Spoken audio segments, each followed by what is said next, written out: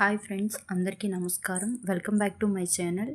ఈరోజు మనం చాలా ఇంపార్టెంట్ టాపిక్ గురించి మాట్లాడుకుందాం. Vizag data centre. Data centre అంటే ఏంటి, మన డైలీ లైఫ్కి అది ఎలా కనెక్ట్ అయ్యింది, అండ్ వైజాగ్కి డేటా సెంటర్ ఎందుకు ఇంపార్టెంట్, ఇవన్నీ మనం సింపుల్గా ఎక్స్ప్లెయిన్ చేసుకుందాం. సో వీడియోని స్కిప్ చేయకుండా లాస్ట్ వరకు చూడండి. First of all, data centre అంటే ఏంటి అంటే, డేటా సెంటర్ అంటే ఒక హై సెక్యూర్ బిల్డింగ్. ఆ బిల్డింగ్లో పవర్ఫుల్ కంప్యూటర్స్ ఉంటాయి.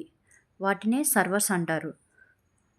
మన mobile apps, bank details, UPI transactions, government records ఇవన్నీ ఇక్కడే స్టోర్ చేస్తారు. ఆ సర్వర్స్లో ఉన్న ప్లేస్ని డేటా సెంటర్ అంటారు. అండ్ ఎగ్జాంపుల్కి, మనం ఆన్లైన్ షాపింగ్ చేస్తాం, పేమెంట్ సక్సెస్ఫుల్ అని వస్తుంది కదా, అది ఇమీడియట్గా కన్ఫర్మ్ అవ్వటం డేటా సెంటర్ వల్లనే. అండ్ వైజాగ్లో డేటా సెంటర్ ఎందుకు ఇంపార్టెంట్, ఇప్పుడు మన ఆంధ్రప్రదేశ్లో ఉన్న బ్యూటిఫుల్ సిటీ విశాఖపట్నం. వైజాగ్ ఇప్పుడు ఫాస్ట్గా ఐటీ హబ్గా డెవలప్ అవుతుంది. గవర్నమెంట్ కూడా ఐటీ కంపెనీస్ని ఎంకరేజ్ చేస్తుంది. వైజాగ్ కోస్టల్ ఏరియా కాబట్టి ఇంటర్నేషనల్ ఇంటర్నెట్ కేబుల్స్ కనెక్టివిటీ స్ట్రాంగ్గా ఉంటుంది. అందుకే ఫ్యూచర్లో ఇంకా చాలా డేటా సెంటర్స్ ఎస్టాబ్లిష్ అవ్వడం పాసిబుల్. డేటా సెంటర్లో ఏముంటాయి ఒకసారి ఇమాజిన్ చేయండి. ఒక పెద్ద రూమ్లో హండ్రెడ్స్ ఆఫ్ సర్వర్స్ రోస్లో అరేంజ్ చేసి ఉంటాయి. డేటా సెంటర్లో high configuration servers, storage devices, 24/7 power supply, backup generators, UPSC systems, cooling systems, CCTV and biometric security.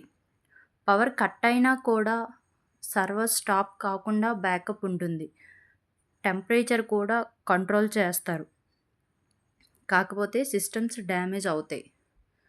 And మన లైఫ్కి కనెక్షన్ ఏంటంటే, మన డైలీ లైఫ్లో ఏటీఎమ్స్లో మనీ విత్డ్రా చేయడం, UPI payments, online exams, government services, Instagram, YouTube use చేయడం, ఇవన్నీ స్మూత్గా వర్క్ అవ్వడం డేటా సెంటర్స్ వల్లనే.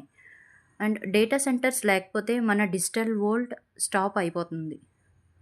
అండ్ దీనివల్ల మనకి ఉన్న opportunities, career and jobs related ఏమైనా ఆపర్చునిటీస్ ఉంటాయంటే, వైజాగ్లో డేటా సెంటర్ డెవలప్ అయితే ఐటీ జాబ్స్ కూడా పెరుగుతాయి.